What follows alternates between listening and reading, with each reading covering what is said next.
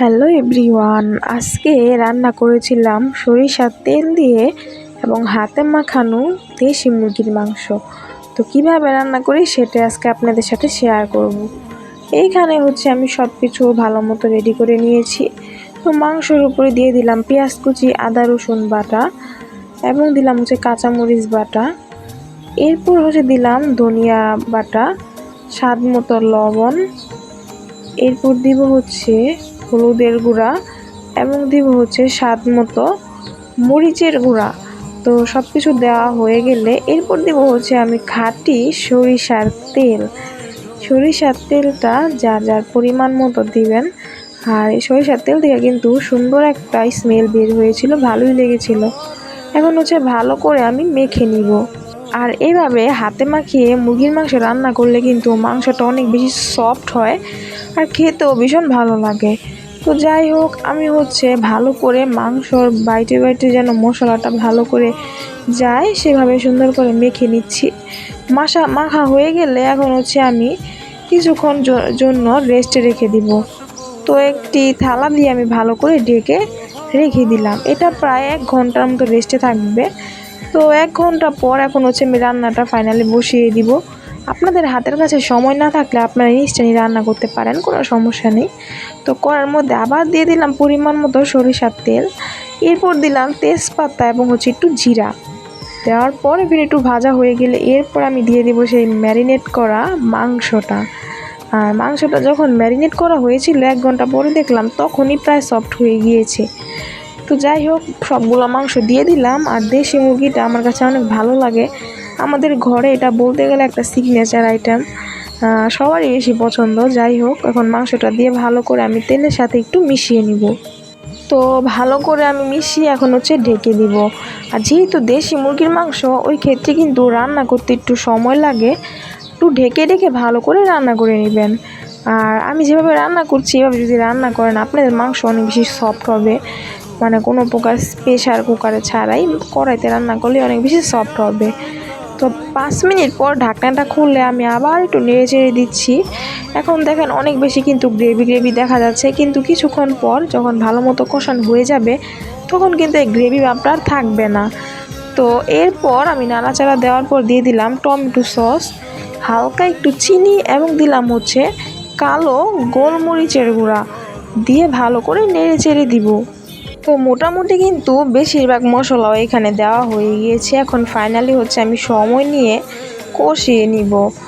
আর কার কার দেশি মুরগি পছন্দ? আমার মতে কিন্তু সবারই মুরগির মাংসটা পছন্দ, তবে কেউ কেউ দেশি মুরগিটা শক্তর কারণে খেতে চায় না। তবে যদি আমি যেভাবে রান্না করছি সেভাবে রান্না করেন, আশা করি আপনারাও ফ্যান হয়ে যাবেন আমাদের মতো। তো ঢাকনাটা আবার দিয়ে দিয়েছিলাম, একটু পরে ঢাকনাটা খুলে আবার একটু নেড়ে চেড়ে দিব। তো ফাইনালি নেড়ে চেড়ে দিচ্ছি। আর এখনও দেখেন ঝোলের পরিমাণটা কিন্তু রয়ে গিয়েছে। ভালো মতো আমি কষিয়ে নিলে কিন্তু এই ঝোলটা আর থাকবে না। তো এই কষানোটা একটু সময় নিয়ে কষাতে হবে। মাংসের মেন স্বাদই কিন্তু কষানোর উপরে ডিপেন্ড করে। যে যত বেশি কষায় তার রান্নাটাও অনেক বেশি সুস্বাদু হয়। তো ফাইনালি আমি লাস্ট পরে চলে আসছি, প্রায় কষাতে কষাতে একটু শুকিয়ে আসছে। আর একটু সময় কালারটা একটু ডার্ক আসলে এবং ঝোলটা একটু শুকিয়ে গেলে আমার ফাইনালি কষানোটা হয়ে যাবে। তো দেখেন কি সুন্দর জুসি জুসি ভাব লাগতে গেছে কিন্তু এখনই। তো কিছুক্ষণ সময়ের মতো আবার একটু কষানো হয়ে গিয়েছে। এরপর আমি দিয়ে দিলাম ঝোলের জন্য পরিমাণ মতো জল। এখানে আমি গরম জলটাই দিয়েছি।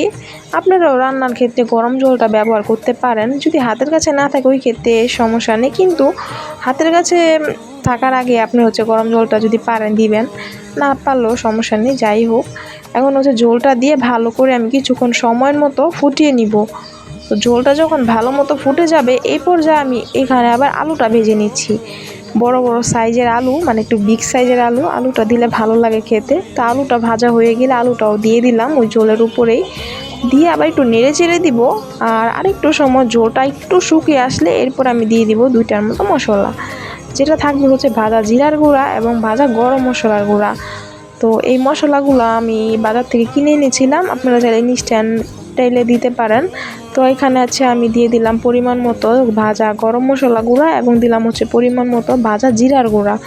তো আমার সব কিছু দেওয়া ডান। এখন আমি ঝোলটাকে ভালো মতো একটু শুকিয়ে নিলে আমার রান্নাটা কিন্তু হয়ে যাবে। তো আমি একটু নেড়ে চেড়ে দিচ্ছি। দেখেন কি পরিমাণে ঝোল রয়েছে, আর একটু ঝোলটা শুকিয়ে আসলে কিন্তু নামিয়ে। তো সব উপকরণ দেওয়ার পর আমি আবার প্রায় 5 থেকে 7 মিনিটের মতো ঝোলটাকে ভালো মতো শুকিয়ে নিয়েছি। তো ঝোলটা কিন্তু প্রায় শুকিয়ে গিয়েছে। আমি লাস্টলি আপনাদের সাথে একটু শেয়ার করছি। একেবারে পারফেক্টলি ঘনত্ব চলে আসছে, এত বেশি ঝোলও রাখি নাই, আবার এত বেশি মাখো মাখো করি নাই। যেহেতু দেশি মুরগির ঝোল আবার হাতে মাখানো, ওই ক্ষেত্রে কিন্তু হালকা একটু পাতলা পাতলা ঝোলটাই বেশি ভালো লাগে। যাই হোক, ঝোলটা ভালো মতো টেনে আসলে আমি নামিয়ে নিলাম।